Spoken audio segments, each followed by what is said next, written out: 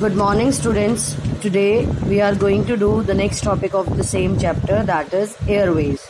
The air travel today is the fastest, most comfortable and prestigious mode of transport.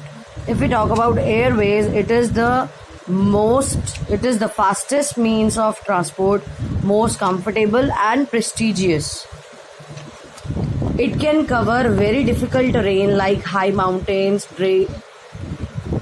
dreary deserts, dense forest, and also long oceanic stretches with great ease. So air transport can cover all types of terrains, whether it is deserts, whether it is forest or mountains or oceans.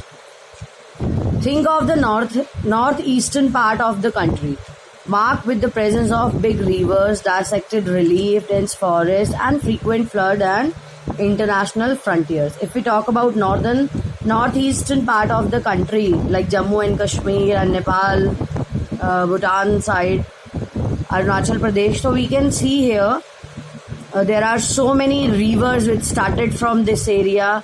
Different relief features are there, dense forests are there in this area, and moreover international frontiers also, international borders also they present in this area. So in the absence of air transport, it is very difficult to travel in these area if we do not have air transport. So air transport help us to travel in these areas. In the air travel has made access easier. With air travel, it made access in these area in northeastern part of the country easier. The air transport was nationalized in 1953. Air transport was not nationalized earlier. It was nationalized after independence in 1953. On the operational side, Indian Airlines, Alliance Air, subsidiary of Indian Airlines, the private scheduled airline and non-scheduled operator provide domestic air services. Now earlier on the operational side, Indian Airlines were there, which works under the government, and Alliance Air, it is subsidiary of Indian Airlines. Sometimes if Indian Airlines does not work, so it is a subsidiary to that. Private airlines are also there, scheduled private airlines, and some are non-scheduled operators are there, those who provide domestic air services. Domestic air services means they travel within India. So Air India provide international air services also. That means Air India, they give you service if you want to go out of India in foreign countries.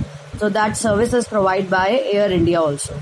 Some private helicopters are also there, that is Pawan Hans Helicopter Limited provides helicopter services to Oil and Natural Gas Corporation in its offshore operations.